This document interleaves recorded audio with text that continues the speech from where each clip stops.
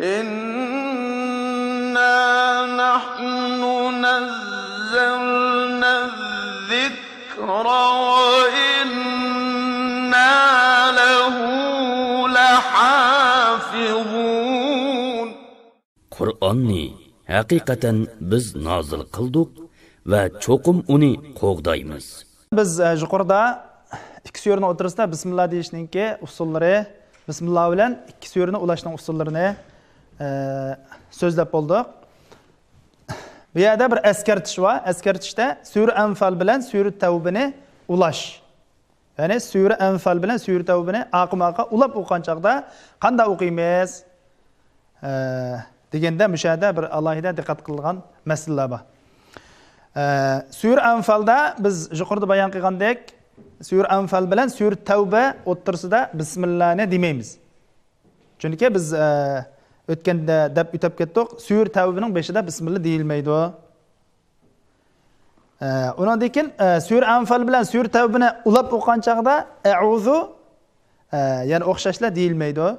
Chunki ikki surani ulab o'qigan chaqda a'uzun demaymiz deb biz boshdalam buni deb bo'lgandik. Unda bo'lsa bu ikki surani ulag'an chaqda qanday o'qiymiz desanglar, tuvandagidek 3 xil usul bo'yicha o'qiymiz. Ya'ni 3 xil qoida bor. Birinchisi to'xtash. Boshda sura Anfalning oxirini deymiz. Tiniq ilib o'tgandan keyin, ya'ni to'xtab bo'lgandan keyin sura Tavbaninki 5ini boshlaymiz. Masalan, innalloha bikulli shay'in alim. Bara'atun minallohi va rasulih. Mushu bo'yicha bo'ladi. Ya'ni bu to'xtash usuli. Ya'ni o'tirib, tiniq ilib o'tgandan keyin sura Tavbaning 5ini boshlaymiz. Bu birinchi xil usul. Ikkinchi xil usul sakta orqali ulaymiz. Saktani hammamiz bilamiz, nafassiz, ya'ni tiniqsiz to'xtash. Ya'ni tiniqsiz to'xtash. To'xtaymiz, tiniq olmay oxirini ulaymiz. Masalan, innalloha bikulli shay'in alim. Bara'atun minallohi va rasulih. To'xtaymiz, nafas olmaylam, sura Tavbaninki 5ini boshlaymiz. Bu ikkinchi xil usul. Uchinchi xil usulda sura Anfalning uchinchi xil usulda sura Anfalning oyog'ini o'qiymiz. Buni oyoq qaraydigan bo'lsak, innalloha bikulli shay'in alimun. Alimun. Bu yerda qo'sh harakat keldi. Biz qo'sh harakatlar kelgan chaqda qancha xil qoida bo'ladi, buni biz so'zlab o'tgan. Keyindan alimun biz sura Baroa, ya'ni sura Tavbaga kelgan chaqimizda bu sura Tavbaning 5i ba bilan boshlandi. Ya'ni ba harfi bilan boshlandi. Shunday bo'lgan chaqda tanvinning keyindan, ya'ni qo'sh harakatlarning keyindan ba kelgan chaqda qaysi xil qoidamiz bordi? Biz yuqorida so'zlab bo'ldik. Shuning asosan tanvinning keyindan ba kelganligi uchun bu yerda iqlob, ya'ni tanvinni mimga o'zgartib mush qoida bo'yicha ikki surani ulaymiz. Ya'ni innalloha bikulli shay'in alimun bara'atun minallohi va rasulih. Mush bo'yicha bo'ladi. Ashada iqlobga amal qilgandan keyin, ya'ni sokinlik nunni ashadagi tanvinni mimga o'zgartib, undan keyin sura Tavbaning 5ini boshlaymiz. Sura Anfal bilan sura Tavbani ulash shu yuqoridagidek 3 xil usulda bo'ladi. Hozir sura Baqara va sura Al-Imron surasini ulab o'qish. Sura Baqara va sura Al-Imron surasini ulab o'qigan chaqda qancha xil qoida bor, mushu haqda to'xtalamiz. Sura Al-Imron surasining oldida qancha sura bo'ladi? Sura Al-Imronning surasida faqat 2 sura bor. Sura Baqara va sura Fatiha.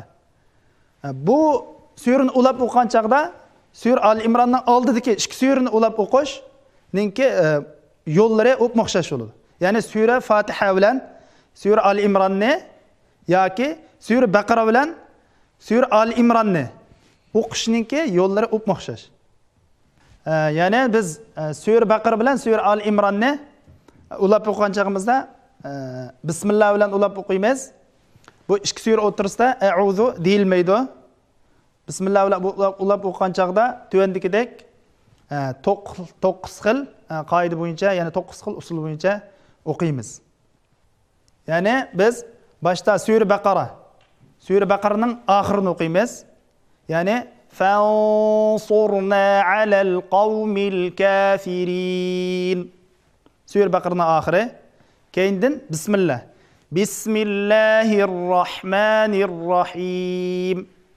Endi keyindan Sura Al Imronni boshlamoqchi. Alif lam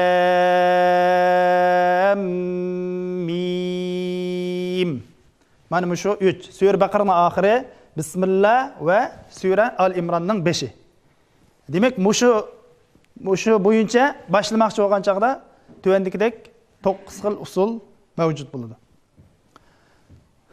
Hamda maya qaraydigan bo'lsa, qarindoshlar 3 xil deb narsa yozig'liq mayada 3 xil usul. Eng başta biz 3 xil usulni tonishtirib o'tamiz. Undan keyin bizningki bu 9 xil o'qishni ezib ketmay, tepishimiz osonga to'xtaydi. Mana qaraydigan bo'lsa 3 xil deb yozig'liq. Bu 3 xil usul men tekka alohida askartib yozig'liq 3 xil usul mana bu. Birinchisi alif lam mim. Ya'ni Sura Al Imronning 5-lik alif lam mim deb to'xtash. Undan keyin mim deb ya'ni oltirga suzab to'xtash. Bu bir xil usul. Ya'ni mayadagi 3 xil usul degandan birinchisi alif lam mim da to'xtaymiz. Mim deb shu ya'ni oltirga suzab to'xtaymiz.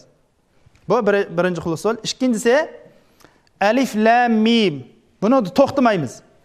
Yadiki madni oltirga suzash bilan birga mim asli sukun ayadi. Sukunni zabarga o'zgartirib keyingi oyatga ulib o'tamiz. Masalan, alif lam mim Allahu la ilaha illahu. Mana bu ikkinchi xil usul. Ya'ni bu ikkinchi xil usulda alif lam mimdiki ya'ni oltirga suzab va to'xtamay mimni zabarga o'zgartirib oxirgi oyatga o'tib ketish. Bu ikkinchi usul.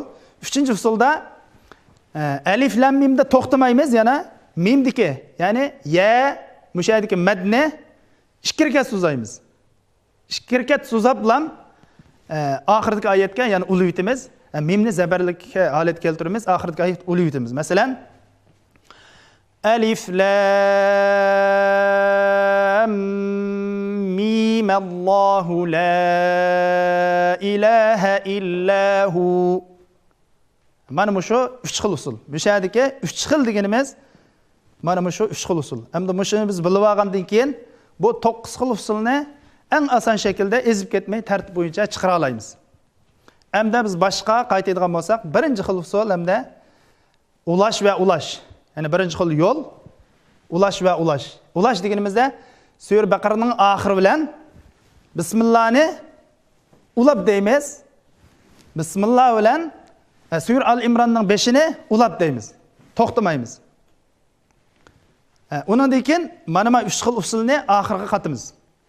Masalan, fansurna alal qawmil kafirin bismillahirrahmanirrahim alif lam mim. Mana bu bir xil bo'ldi. Endi men 3ninki birinchi qilib bo'ldim. Ikkinchi qatimda mimni oltirga suzab, mimni zabarga o'zgartirib oxirgi oyatga qaytib o'tamiz. Mush hozir birni shunday bo'lgan chaqda 3 xil o'qiymiz. Mana 3 xil deb yozilib 3 ko'paytamiz. Masalan, fansurna alal qawmil kafirin bismillahirrahmanirrahim alif lam mim Allahu la ilaha illahu. Mana bu 2 xil usul bo'ldi. 3-chi qitimda 3 xil degandan keyin oxirdagisiga solamiz.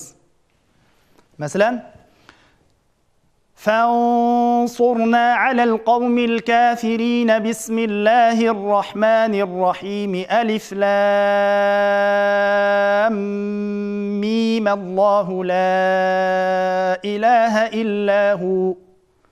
Demek biz muşu ulaş degen bilen Allah'ım Sure Baqara'nın ahırını Bismillah ulab, Bismillah'ını Sure Al-Imran'ın 5'i ulab bilen 3 xil usulni chiqarib boldik. Ya'ni 3 xil yo'lni chiqarib boldik. Bu yerga 3 xil degan shu 3 xil. Hamda biz ikkinchisi uzish yo'li bo'yicha yana shu 3 xilni mana tagidagi 3 xilni chiqaramiz. Shuning bilan bu 6 xil bo'ladi.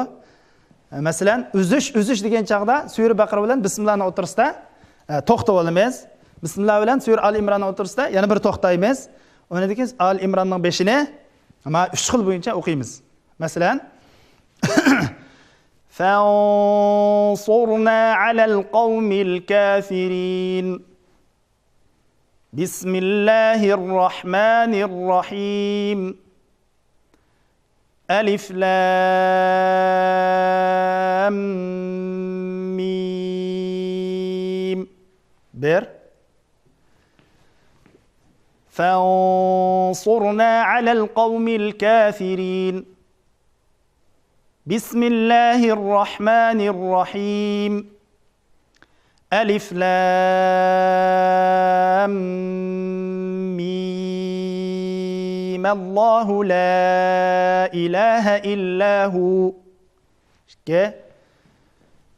فانصرنا على القوم الكافرين بسم الله الرحمن الرحيم ألف لام ميم الله لا إله إلا هو. Mana 3 xil chiqardik. Birinchi qurda biz ulash bilan 3ni chiqardik. Ikkinchi qurda uzish bilan 3ni chiqardik. Jami 6 xil usul bo'ldi. Yana 3 qoldi. Uchinchisi ulash. Uzish deganimizda Sure Baqaraning oxirini o'qib to'xtaymiz. İkinci qatimda Bismillah bilan Sure Al-Imranni qo'shib o'qiymiz. Bu shundan yana mana tuyandagi askarchi bo'yicha yana 3 xil chiqaramiz. Fansurna alal qawmil kafirin. Bismillahir Rahmanir Rahim. Alif Lam Mim. Allahu la ilaha illa hu. Bir solda ham avazir. فانصرنا على القوم الكافرين بسم الله الرحمن الرحيم ألف لام ميم الله لا إله إلا هو فانصرنا على القوم الكافرين بسم الله الرحمن الرحيم ألف لام ميم الله لا إله إلا هو. Demek ma 3 xildan chiqardik. Har bir siziqda, ya'ni har bir usulda 3 xil yo'ldan o'qisak, jami 3 yo'lda, 3 usulda 3 ko'paysak 9. Demek Sure Baqara bilan Sure Al-Imranni Bismillah bilan ulab o'qigan chog'imizda yuqorida bayon qilgandek 9 xil usul, 9 xil yo'l, 9 xil qoida bo'yicha o'qiymiz.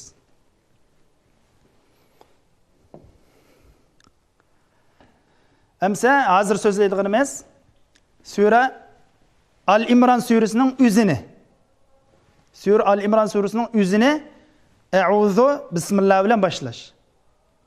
A'udhu Bismillah bilan billa Sura Al-Imran surasini qanday boshlaymiz degan chaqda buningda 12 xil qoida bo'yicha boshlasak bo'ladi.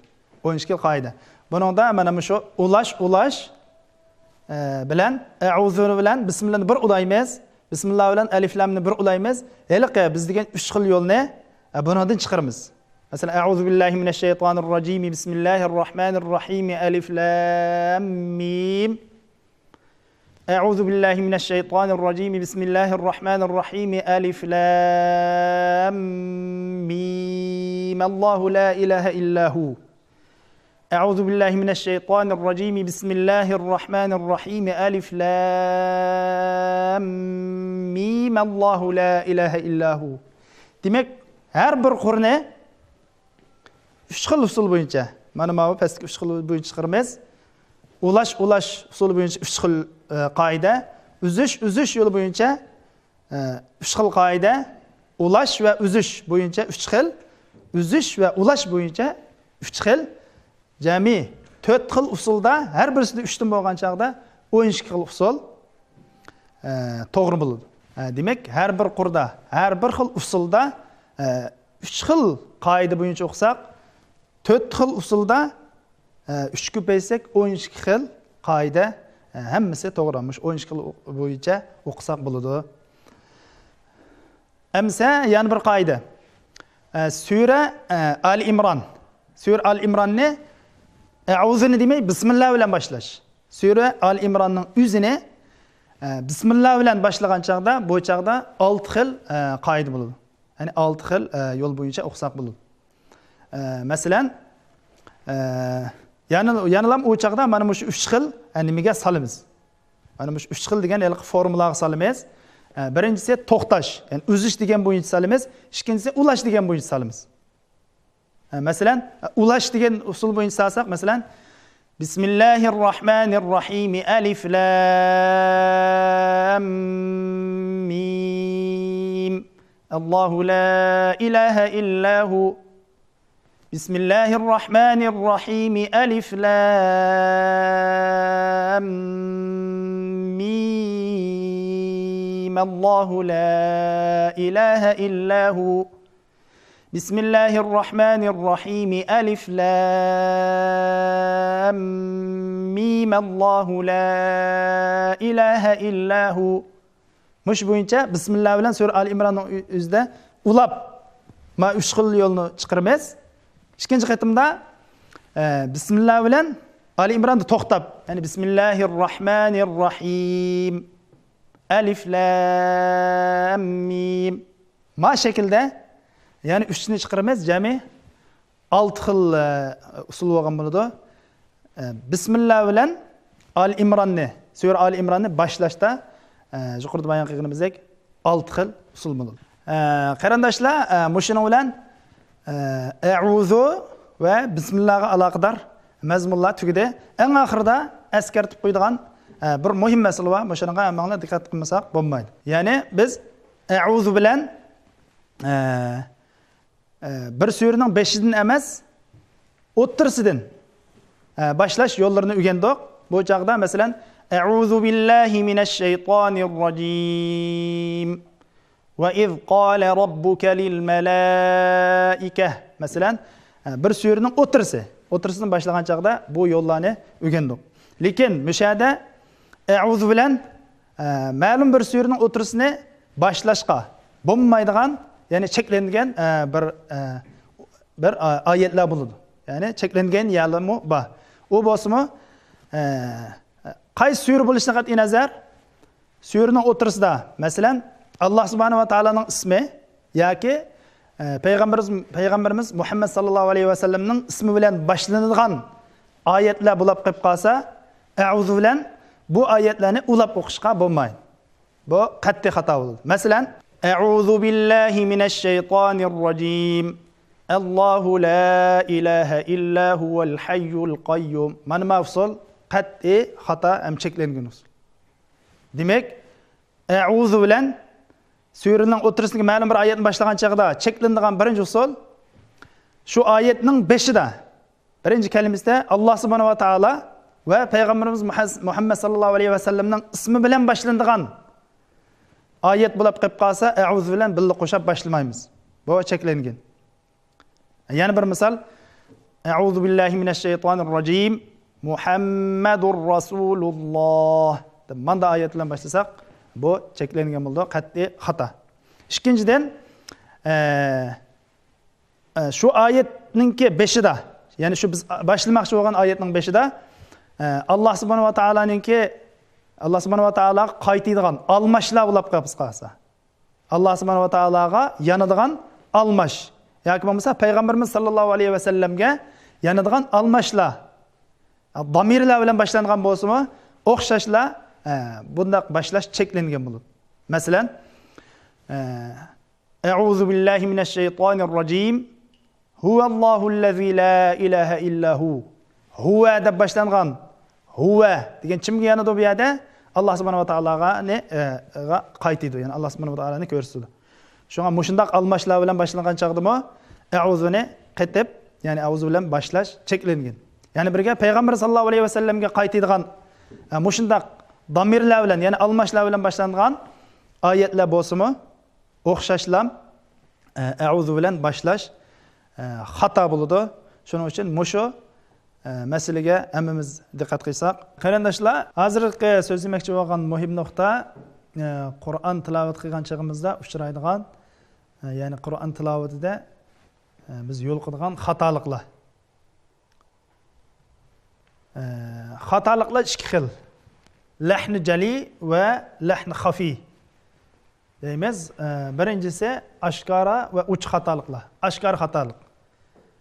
İkincisi yoshirin xatoliklar. Oshkor xatolik deganimizda buni ko'pincha odamlar bilib oladigan xatoliklarni oshkor xatolik deymiz. Buningda bu xatolikda so'zlarningki ma'nisi asosi ko'pincha so'zlarningki ma'nisi o'zgarib ketadi.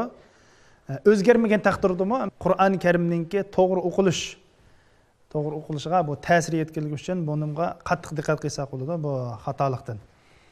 Birinchi oshkora va uch xatolik bu talaffuzga xatoliklar bo'lib, ma'nisini o'zgartirish yoki o'zgartmasligidan qat'iy nazar Qur'onni to'g'ri o'qishga ta'sir yetkazadi. Bu xatoliklar so'zlarning qurilmasida yoki harflarda ko'rinadi. Masalan, an'amta degandiki ta masalan mushada zabarlik. Mushadiki ta'ninki harakati. Zabarni biz masalan peshga o'zgartirib etsak, masalan an'amtu sirotallazina an'amtu alayhim deb mushadiki harakatlarni o'zgartirib o'tgan bo'lsak, mushu oshkor xatolik bo'ladi. Buni ko'pincha odamlar his qila oladi, ya'ni bilib ola oladi. Masalan, ba'zi harflarni o'zgartirib o'tgan bo'lsak, yana birga masalan sinning o'rniga sodni akib qo'ysak, yoki bo'lmasa ta'ning o'rniga to harfini ib qo'ysak, yoki bayadim degandek zizavarlarni o'zgartirish deganga o'xshash, shunday xatoliklarni uch oshkor, ya'ni oshkor xatolik lahnul jali deymiz. Bu boya deganimizdek bu xatolik ma'nisini o'zgartirish yoki o'zgartmasligidan qat'iy nazar Qur'onni to'g'ri o'qishga ta'sir yetkazganligi uchun buni bu xatolikqa tushib qolishdan hamda Alloh subhanahu va taoladan biz panoh tilaymiz.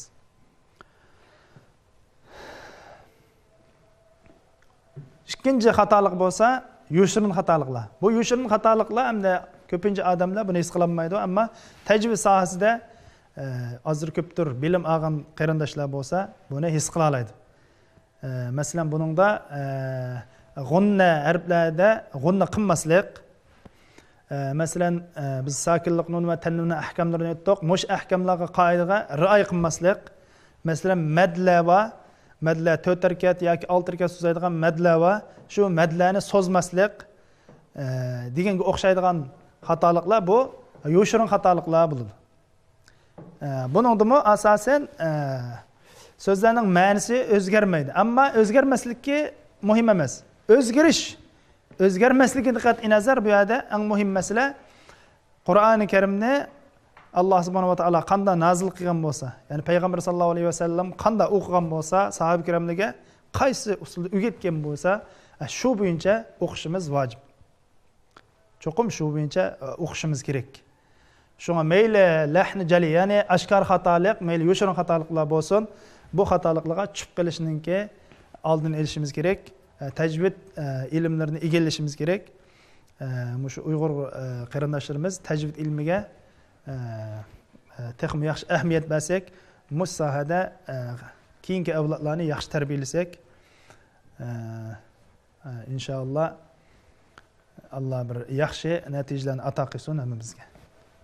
Yuqorida deb o'tganimizdek, hamda mayli bu oshkor xatolik bo'lsin, mayli yoshirin xatolik bo'lsin, bu Qur'oni Karimningki to'g'ri o'qilishiga ta'sir yetkazdi. Ya'ni payg'ambar sallallohu alayhi vasallam qanday o'qigan bo'lsa, ya'ni qanday o'rgatgan bo'lsa, biz shu bo'yicha o'qishimiz lozim. Shu bo'yicha o'qishimiz vojib bo'ladi. Shuning uchun ma'nisi o'zgargan yoki o'zgarmagan bo'lishidan qat'iy nazar, mayli oshkor xatolik bo'lsin, mayli yoshirin xatolik bo'lsin, Alloh subhanahu va taolaning kalomini go'zal o'qishga alohida ta'sir yetkazdi. Shuning uchun bu xatoliklarning oldini olish uchun hamda tajvid ilmini o'rganishimiz zarur bo'ladi. Chunki payg'ambar sallallohu alayhi vasallam o'zining bir hadisida zayyinul qur'ana bi aswatikum, ya'ni ovozinglar bilan Qur'onni zinatlanglar degan. Ya'ni Qur'oni Karimda tajvid bilan harflarni asl maxrajlaridan chiqargan holda o'qinglar. Ya'ni Qur'oni Karimni donima-dona o'qinglar degan ma'noda bo'ladi. Shuning uchun hammamiz shu tajvid ilmini o'rganishga sal qarmasak. Shuning bilan a'uzu bismillah haqida so'zlaydigan darsimiz oxirlashdi. Assalomu alaykum va rahmatullohi va barakatuh.